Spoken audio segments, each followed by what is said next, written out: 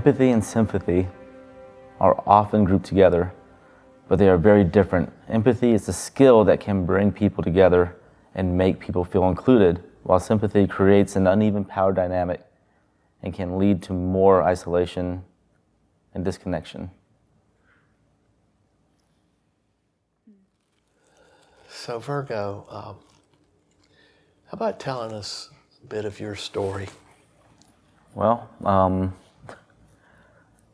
this is probably going to be the second time I've told a group of people.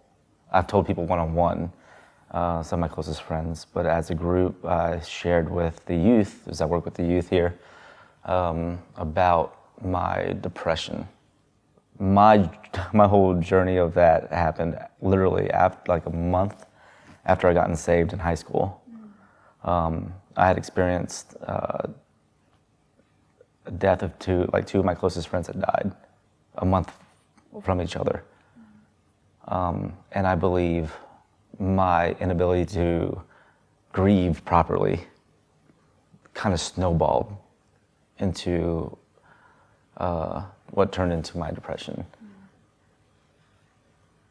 I had some not so great advice from the church that I went to at the time. They all came together, and we all went to the same youth group, so they all came together and was talking to us. And the person who talked to me, literally, I know that his heart had to be in the right place and tried, but probably wasn't the most well equipped, because he gave me the just give it to God talk, and that was literally it. And I had no idea. I was a month into my salvation. I was a month of being saved, and I had no idea what he meant, and I was scared. It was such an easy phrase. I should know what this means, and I didn't. And so I started questioning, did I really believe in God, or am I a Christian? And that just carried on. I just kind of could not function correctly. I felt like every seasonal, like I would come and go with dips and goes. Now, this was years of just pushing through it, suppressing it, pushing through it, suppressing it. And it all kind of peaked about 5 years ago, when at that time, it was probably the lowest I've ever been.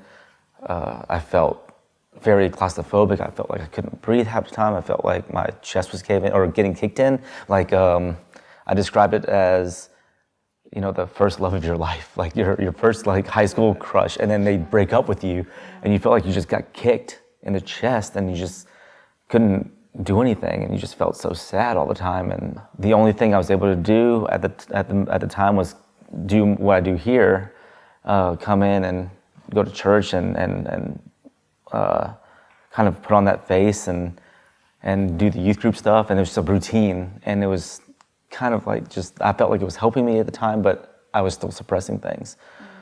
But March 13th of 2017, it was Sunday morning, and I felt so much relief. I felt so much like clarity, because I had made up my mind I was gonna kill myself that day.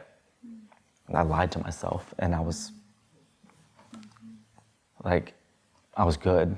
I'm fine. I came here to church. I did my thing. The youth group was great. I said my goodbyes and stuff, and then I went home, fastened up something, and my lack of knowledge and stuff, I failed. I tried to hang myself. I failed, and I sat in my driveway until the sun came up, and I was just thinking, and I was thinking. Next thing you know, I find myself here talking to Nick, and I asked him if he can do lunch, and then I finally asked for help that I felt like I should have asked a long, long time ago, but the whole suppressing things down, the whole not dealing with things, at that point, I couldn't do it anymore. I don't think I'll ever be cured of my depression, or cured of just my anxiety, or just the things that cause it, but I can manage it, and I can live a very quality of life by managing it. Now it will come back, but getting that help and asking Nick for that, and him pointing me in the right directions, and and surrounding myself with just some of like the best friends who, if they don't hear from me, they will come to my house regardless. They'll literally like come and find me. So that is basically my whole thing in a nutshell.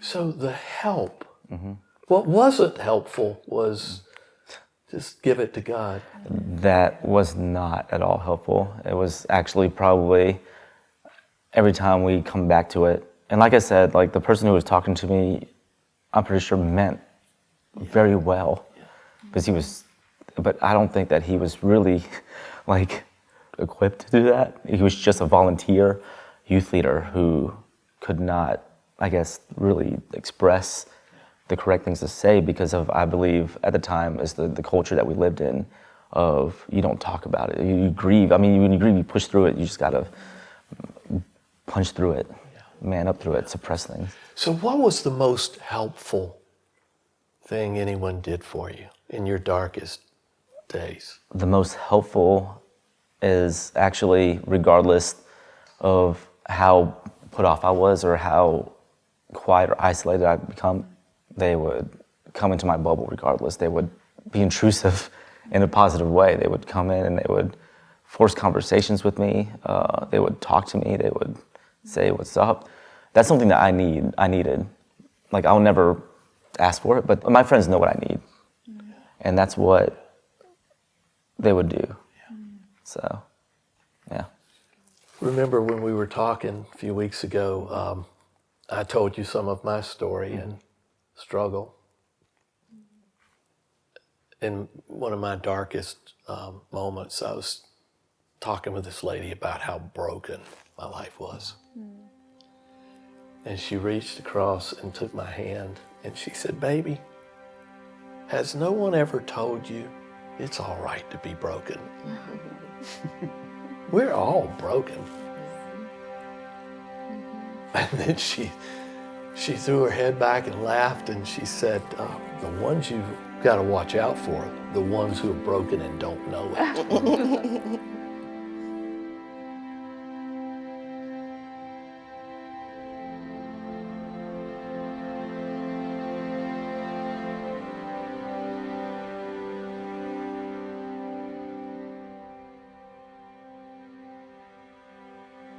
What does empathy require of us?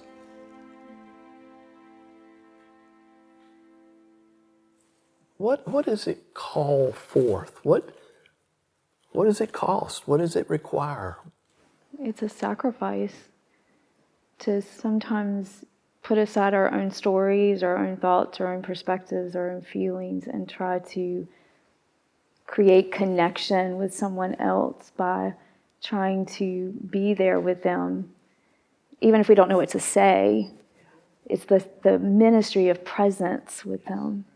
Yeah, I was going to say proximity. Yeah. That the closeness that one has with the lamentor, that's, I think, important. But I also know that, I guess you could send cards and stuff from a distance, but I think that closeness, the proximity, salt and light, is the key component, even if it's just sitting Yes. in the presence. I feel like it's the understanding that you don't need to try to fix somebody, but you just understanding that they're going through an experience, and that's the only thing that we need to understand. Like, the best thing anybody's ever done for me is that they didn't try to fix me. They didn't try to, they just understood that I was going through something. Yeah. Or and I find that when I would reach out to people that are having the same issues, it's just understand that they're going through an experience regardless. That's all. That's all I think we need to do.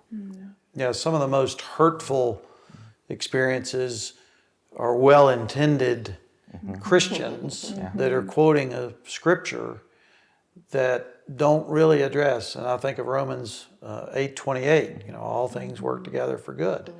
And when you're in the middle of a crisis, that's not real comforting. It's pretty good information after the fact to look back and say, "Oh, God was in the midst of that." Yeah. Yes. But in the middle of it, it's not all that helpful. And one of the sweetest acts, I think, of compassion and addressing our lament was a friend who came when Beth lost her hair, and he had shaved his head to be like her. Now his hair wasn't much longer than mine, so it wasn't a big commitment, but it was still nonetheless a commitment of love. What was he saying? He said, In "I'm that. with you." I'm with you. Yeah. Yeah. Not here to fix you. Just want to be like you. Yeah. Yes. Beautiful. I think of seeing yourself in the face of the other.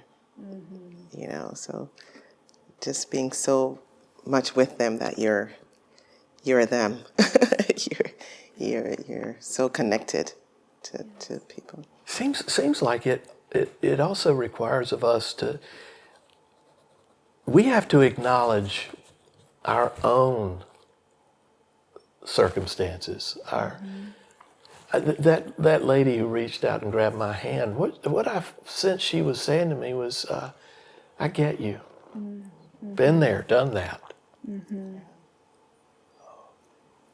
Well, and sometimes I don't think we necessarily might have had the experience that the person is having, but it's the saying that I'm going to walk with you. And I love that part of your story about how your friends would come and find you, Yes. and they saw you, and they were with you, even though they might not have always known what to say, or if you even wanted to talk all the time. But it's not even always about talking. It's just about the presence of saying that I'm not gonna walk away from you.